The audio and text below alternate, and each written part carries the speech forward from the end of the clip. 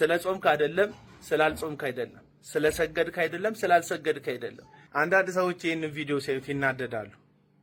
እኔ እነሱን ሰዎች ለማናደድ አይደለም ይሄንን ቪዲዮ የምሰራው። የባህል ልብስ ለብሻለሁ። ዛሬ ከቤተሰቦቼ ጋር እየበላው እየጠጣው ነው ማሳልፈው ይሄንን ቀን። ምክንያቱም እንደ ኢትዮጵያዊ ካላንደራችን ዘግቷል። የትንሣኤ በዓል ነው ብሏል። በብሉይ ኪዳን ፋሲካ የሚባል በዓል ነበር። ስለማታውቁት አይደለም እነግራችሁ፣ እሱን ማሰብ ስላለብን ነው። በብሉይ ኪዳን የነበረው ፋሲካ የሚባለው በዓል እግዚአብሔር 10ኛውን ተአምራት በግብፃውያን ላይ መቅሰፍትን ለእስራኤሎች ተአምራት ባደረገበት በዛ ሰዓት በኩሩን ሁሉ ከግብፅ ሲመታ አንድ ትእዛዝ በሙሴ በኩል ለእስራኤላውያን ሰጥቷቸው ነበር። እሱም ተባዓት የሆነ በግ እንዲያርዱ፣ ያረዱትንም በግ ደም ደግሞ መቃናቸውና ጉበናቸው በራቸው ላይ እንዲቀቡ፣ የሞት መልአክ በመጣ ጊዜ ደሙን ያየበትን ቤት እያለፈ ደሙ የሌለበት ቤት ገብቶ በኩር ሁሉ እንዲገድል እግዚአብሔር አዞ ስለነበረ እስራኤላውያን በታረዱላቸው በጎች ደም ተረፉ። በዚህ እስራኤላውያን ፋሲካን ያከብሩ ነበር። ኢየሱስ ክርስቶስም ከአይሁድ ጋር ይህንን በዓል አክብሮታል፣ እንደ አንድ አይሁዳዊ ማለት ነው። አሁን አዲስ ኪዳን ላይ ግን በተለይ ሐዋርያው ጳውሎስ በሚነግረን መገለጥ መንገድ ፋሲካችን ክርስቶስ ነው ይላል። ቀን አይደለም ወዳጆች፣ ክርስቶስ ነው። እሱ እንዴት ነው ፋሲካችን የሆነው?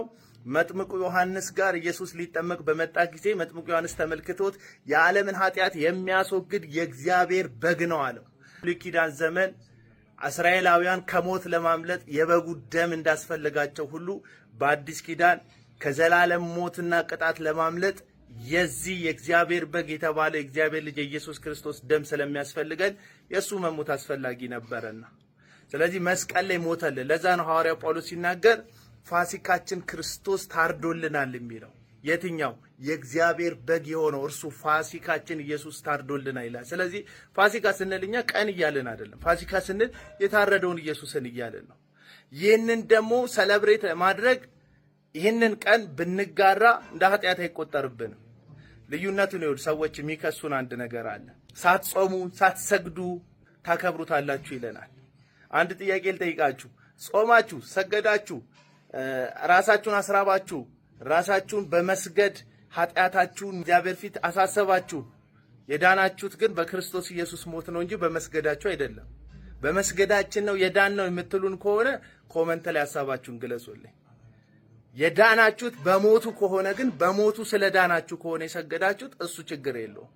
ግን የዳነው በሞቱ ስላልሆነ በመስገድ ነው የዳነው የምትሉኝ ሰዎች ካላችሁ መጽሐፍ ቅዱሳዊ የሆነ ማስረጃ አምጥታችሁ ልትሞግቱኝ ትችላላችሁ።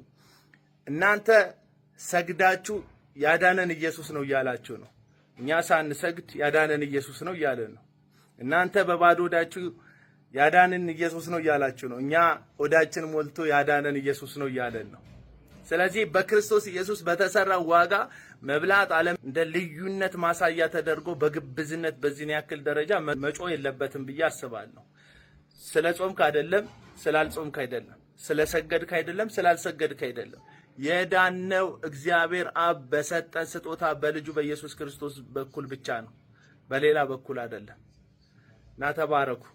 ስለዚህ ይሄንን ቀን ተጋራችሁ ብላችሁ እግዚአብሔር በነጻ የሰጠውን ልጁን ሳያስከፍለን ሰጥቶን ሳለ እናንተ ይሄ ቀን ፋሲካ ነው ብላችሁ ቀኑን ስላጸደቃችሁ ብቻ እኛ ባልነው ቀን ለምን ታከብራላችሁ የሚል ጉንጭ አልፋ ክርክር ባትከራከሩ መልካም ነው። ተባረኩልኝ።